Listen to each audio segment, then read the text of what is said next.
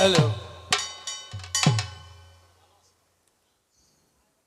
কাব্য পিপাসু শ্রোতামণ্ডলী, আপনাদের সকলের চরণে সভক্তি প্রণিপাত জানাই। যাই হোক, আমি নকুল দত্ত হয়ে প্রশ্ন করেছিলাম আমার দাদা রাজেন সরকার সুন্দর দিয়েছে সমাধান। আপনারা আনন্দ পেয়েছেন, আমিও পেয়েছি। কিন্তু যদি আমি বলি আনন্দ পেয়েছি, ভালো হয়েছে, কবি জ্ঞান আর থাকে না, এই পর্যন্তই শেষ হয়। এই জন্যে আমার কিছু জানার জন্যে আরও কিছু বলবে সভায়। তবে আমার দাদা একটা ভাবে কথা বলেছি, খোসাখুসি করবা না। আচ্ছা, খোসা না দিলে মধু পড়ে কি? আপনারা খোসা না দিয়ে মধু পেয়েছে? দাদা একটা ভালো কথা বলেছে, এক নারী ব্রহ্মচারী সচ্চরিত্র রবে, পরসতী পরপতি কবু না স্পর্শিবে, তুমি না ডাকিলে হরি তোমায় ডাকিবে। সুন্দর কথা না? ও দাদা, তুমি কি তা করিয়েছ? কি বলবো গোপন কথা, দাদার কথা বলতে লজ্জাও করে, না কইও পারিনি। আবার বলছে খোসাইয়ে না, আমি না খোসাই তো মধু পাবো না। আমার এত সুন্দর বৌদি থাকতে উনি প্রিয়বালার সাথে সম্পর্ক ছিল, সে কি এক নারী হলো? বলুন, সে যে কি তাল জানেন? একবার দুইজনের গন্ডগোল বাঁধে গেছে। হ্যাঁ, লোক গন্ডগোল যখন বেঁধে যায়, উনি ত্যাগ করে দেয়, আমার দলে তুই থাকবি না। প্রিয়বালার দল থেকে ত্যাগ করে দেয়। আমার কাছে এসে কয়, ঠাকুরপো আমি কোথায় যাবো, আমার জায়গা নাই। আমি বললাম, আমার দলে আসে বৌদি, তুমি তো আমার ডুপ্লিকেট জেরত বৌদি, 2 নম্বর বৌদি, তুমি আমার দলে আসো।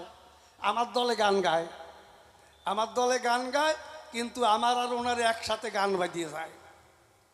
কিন্তু আমার আসার আগে আমি তো একটু কুমার সরকার, আমি প্রশ্ন করি আর দাদা জবাব দেয়। কিন্তু আমার দলের দোহার কি প্রিয়বালা গান ধরিছে কি জানেন? ও বন্ধুরে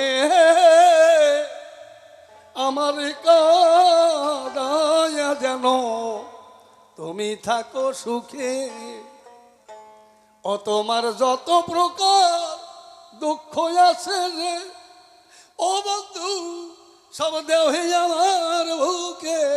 যেই বলিছে উনি নিচেই ছিল। আচ্ছা, মান সম্মান বলে কিছু নাই, ওই নিচেতে লাভ দিয়ে আসরের মধ্যে প্রিয় বালারে জড়াই ধরেছে। সে কয় এক নারী ব্রহ্মচারী, এই শোনা যায়। যা কয় তা তো ভাবের ঠেলায় কয়, কিন্তু বিপদ হয়। ভাবের ঠেলায় কেমন জানেন? একজন রাড়ি কীর্তন গায়, রাড়ি কীর্তন চেনেন? ওই যে ওই অষ্টকালীন যারে কয়, ওই কীর্তন গাচ্ছে সামনে শ্রোতা বসে আছে, কিন্তু ওই কীর্তন গাইতে গেলে মুখ দিয়ে স্যাপ ছিটিয়ে, এই স্যাপের চোটে ওই সামনের ভক্তরা গেছে উঠে, যখন উঠে যায় ওই কীর্তনে ডাক দিয়ে কয়, পিছনে যায় কেন? কয়, তোমার স্যাপ ছিটিয়ে কেন? এটা স্যাপ না। কি কয়? আমি কৃষ্ণ কথা বলছি তো, এটা গঙ্গা জল, যার ঘাড়ে পড়বে সে পবিত্র হবে। যেই বলছে একজন লাফ দিয়ে উঠে ঘরে গেছে, ঘরে যাই একটু ছাই এনে গফাত করে ওর মুখে ঢুকাই দিছে। করলে টাকি, তুমি একটু আগে বললেন আমার মুখে গঙ্গা আছে, করোনার মধ্যে মা মরিয়ে গেছে, শ্মশানে নেই নেই বাড়ির পর পোড়াইয়ে তার ছাই ঘরে হাড়ির মধ্যে ভরে রাখেছি। তা ভাবছি গঙ্গা চলে দেবো, তার তোমার মুখের মধ্যে গঙ্গা ওই জায়গায় জ্বালিয়ে দিলাম। এইগুলো বাপের ঠেলায় কয় জানেন?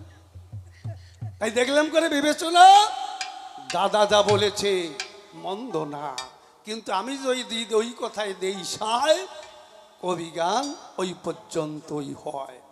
আবার লোকজন আসলে একটু হালকা হয়ে যায়, কয়দিন ধরেই তো অনুষ্ঠান চলছে কিনা, অনেক সময় আজ গেলে আর থাকে না। আমি কি বলবো আপনাদের, বরাবরই জগদীশ সরকার বলি আমি গান করি। এই যখন এই মানে কেবিল লাইন ছিল না, তখন আমি 8-10 ঘন্টা রামায়ণ গিয়েছি। এখন 3 ঘন্টা গাইলেই গাড়িস্থ করতে হয়, আপনি ছাড়েন, কালকে আমার কিন্তু কাজ আছে, কালকে রান্না বাড়ি আছে, মাছ কিনা আছে। আচ্ছা, আমাদের যদি খালি খালি টাকা দেয়, গাবো কোন কথায়? কিন্তু যদি শ্রোতা বসে রয়, আমি কেন আমার বাবা এসে গাবে, এই আসরে গায়। যাক, যে পর্যন্ত আছে সেই বলতে আমরাও আছি। একটা গান গাই, একটা বিরোধিতা গান, ভালো গান গাওয়া যাবে না।